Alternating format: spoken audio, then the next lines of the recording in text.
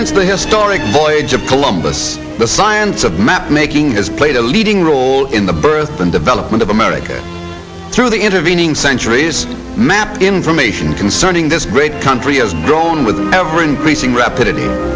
More power to those first explorers and early pioneers who crossed strange oceans, blazed new trails, discovered new lands, new mountains, new rivers, new forests, and recorded their findings for the benefit of those to follow.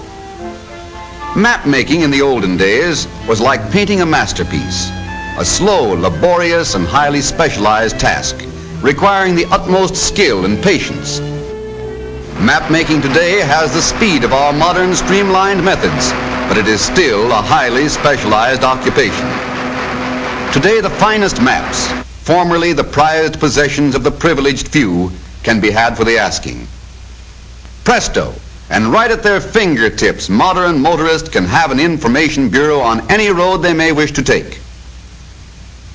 But how many of us ever stop to think what a tremendous task it is to keep constant check on the millions of miles of roads in the United States? The biggest catch in making road maps is keeping them up to date.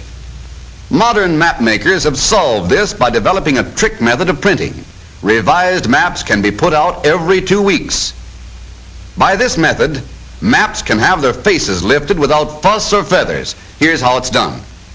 Every time a road is to be built or repaired, symbols showing its progress are overprinted onto the latest edition of the regular road map. The map company's expert draftsmen spend all their time checking road reports and drawing in symbols indicating latest road conditions. These symbols are first drawn on transparent sheets laid over the original master map, from which all road maps of that district are made. This particular symbol, for instance, shows that certain roads are under construction but that detours are provided. This symbol will be drawn over every road that fits this classification at the time the map goes to press. But wait a minute. How does the draftsman know all this? It's a cinch he can't walk every mile of every road in the United States. Well, somebody has to. Who is this fellow with the 7-league boots? This work is done by field men, road scouts, who each year travel the equivalent of many round trips to the moon. As a rule, these map detectives work in pairs, one man driving the car as the other plots road changes on his special chart book. Notations are carefully checked against special instruments to ensure complete accuracy. Drawing a straight line in a moving automobile on a bumpy road is one job that calls for a steady hand and a car that smoothly cooperates. These road changes, when carefully drawn to scale in the graph books, are now ready for the big leagues, the master detour maps in the drafting rooms. Here is another type of symbol often found on up-to-date detour maps. This one indicates road under construction but open to traffic. In other words, drive with care. Automobile club scouts like these also run down valuable road clues. These men often do 2 jobs at once. Besides gathering data for the latest detour maps, they also check new findings against old United States Geological Survey topographical sheets. On these, they not only indicate the topography of the land, drawing in all mountains, canyons, and rivers, but they also check official mileage figures from point to point, comparing them with those already listed on the survey sheets. Since many of these were drawn up from surveys made over 30 years ago, some roads are found to be longer or shorter than their birth certificate shows. Being a road scout is no soft snap. Driving around Death Valley in the summer isn't found in the pink tea section of the book. But it's all in a day's work as far as these boys are concerned. Years spent in the wide open spaces have toughened them to take the worst old man weather offers. Just put on your sun goggles and take a peep at that thermometer. It's only 115 degrees in the shade. What shade?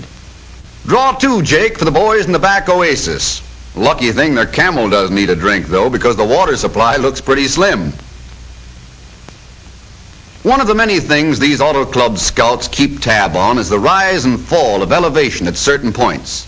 Since the Earth's surface is constantly changing, like the crust of a baking pie, they often discover that what was low down on earlier surveys is now on the up and up. Elevations are recorded with an aneroid, a special altimeter like those used on airplanes. This aneroid is so sensitive to atmospheric pressure, it registers changes of elevation in inches. This reading is then checked against the altitude figure on the Geological Survey benchmark. These benchmarks, found all over the United States, list elevations for each locality. If the road scout's elevation is at outs with the benchmark reading, he makes a notation of the difference and sends it to the Geological Survey headquarters in Washington. In the meantime, there are many more roads to be covered, so the boys better step on it or they'll never make their deadline. State highway departments and road construction companies also do their stuff in giving much valuable information for keeping maps up to date. This particular symbol, road closed to traffic, means just what it says. When you come up to bad news like that, there's only two things left to do: get a tractor or turn back. Well, here comes someone now. Is he going to be sore when he finds he has to go around by Pumpkinville? Hey, mister, turn around. Nix, you can't do that. Uh-oh, this gent's no tourist. He's the highway superintendent out to see how the new road's shaping up. There are countless men throughout the country just like this highway official who, in gathering data for their own use, contribute much helpful information to the makers of road maps. This gradometer, for example, registers the pitch of the grade the car is resting on.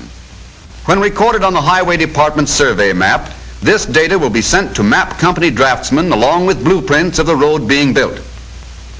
Yes, it's swell teamwork on the part of everyone that gets speedy, accurate information from modern road maps.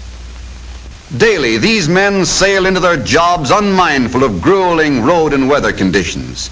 Scenes like these, multiplied thousands of times, are continually taking place throughout the length and breadth of America. Each man adds his piece to the ever-growing and ever-changing jigsaw puzzle that makes up a road map. Speed is essential, particularly in the case of detour maps. Speed in getting the news on the map while it's still news. Speed in revising it when the roads are again open to traffic. When all this last-minute road information has been transposed to the overlay sheet, the sheet is removed and placed in a special vacuum frame. A huge camera then photographs the overlay onto a glass negative.